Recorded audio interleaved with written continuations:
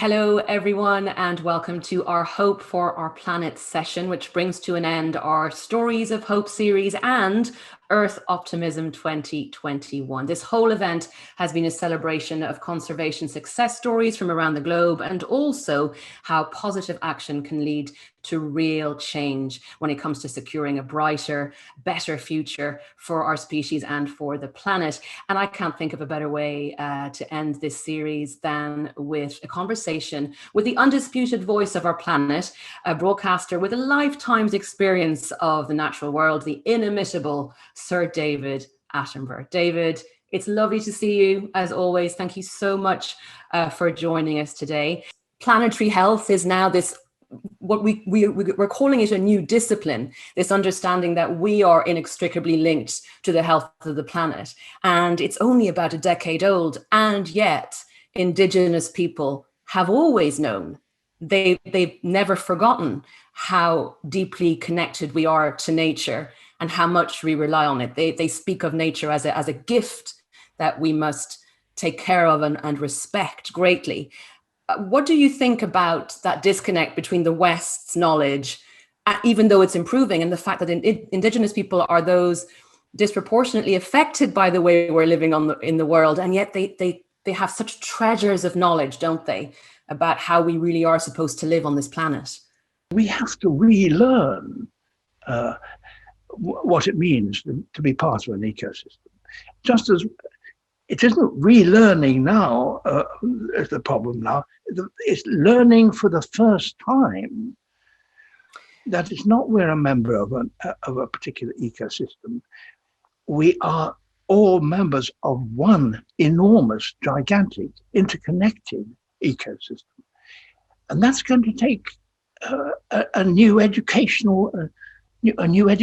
for ourselves, a new attitude towards recognizing that what you do here on the shores of Britain is going to have an effect on the other side of the Atlantic or farther. And that what we pump into the air is going to have an effect worldwide, planet-wide.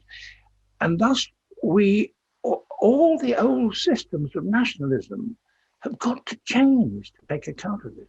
In your book, A Life on Our Planet, you talk about the Amazon forest and how it self-regulates, and how that's a beautiful analogy for how we can live sustainably by kind of using the same principles. Tell me a bit more about that, how understanding nature and how it regulates, how the planet itself, never mind just the Amazon, how that system and all those beautiful cycles, what we can learn from that about with respect to how we live on the planet.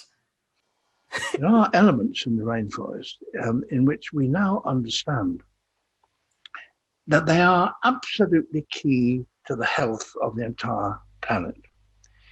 And that if you destroy the rainforest, you interfere with the circulation of water in the atmosphere. And that's bad enough. But the more we interfere with the rainforest, eventually you get to a stage when, in fact, the forest itself can't survive. And people in the area of the Amazon, when people from the north, like us, say, please don't destroy any more of the forest, they say, but that's our livelihood.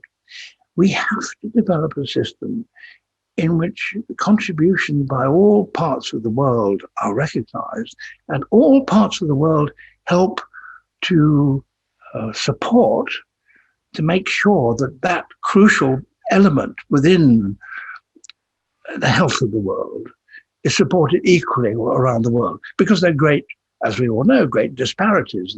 In developed nations like this one, very powerful and so on, with huge influences, suddenly start telling people on the other side of the world what they have to do.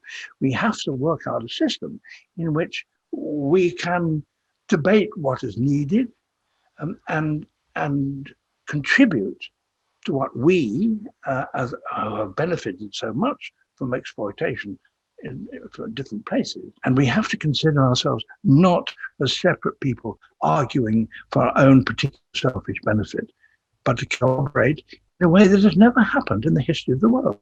if only we work together. And we have to work together if we are to survive. I mean, it's not just good wishing. It's survival we're talking about. Let me get straight into it. The first question, David, is from Sarah Candia. She says, thank you for all that you do to raise public awareness on such important planetary issues. How do you keep hopeful in the midst of a climate crisis and critical biodiversity loss? You have no alternative. I mean, what else are you supposed to do? If you really believe the truth of what you're saying, got him flouncing off into some there's a chance that we can fix things. And I don't waste time thinking, is it a 60% chance? Is it a 20% chance? What's the point? The point is you have to give whatever you can to the issue, as much as you can to the issue. And whether the chances of success are 20% or 40% or 60% is irrelevant. We have the chance, and those chances are disappearing. If we don't take them, we are doomed. This is quite a meaty subject from Earth Optimism Rio team. Brazil's economy is essentially based on farming, cattle ranching, oil and mining.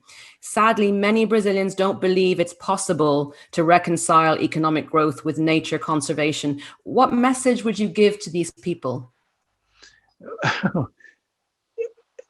Well, for it to be believed, you've got to see the rationale that what we're talking about is truth. So what message can I say except see the way the world works? I mean, it's an educational problem, sure. But that harks back to what we've just been saying. You've really got to understand the way the world works. And it doesn't work on petrol. Gaia Wilson would like to know, what's the most important thing you think you've learned about the natural world? Everything's connected. Everything is connected. And if you think you can do damage in private, you're wrong. Damage spreads. And the interconnections of the natural world, press this here and the bell rings over there. Make a mistake here and the damage is over there. Make an improvement here and the benefit will be all over the place. Indeed. Well, that's a beautiful end message for all of our viewers, David. It's been an absolute pleasure and an honor as ever to get the chance to just hear you wax lyrical about your incredible experiences in nature. So thank you again for joining us. Much appreciated. Thanks very much, Liz.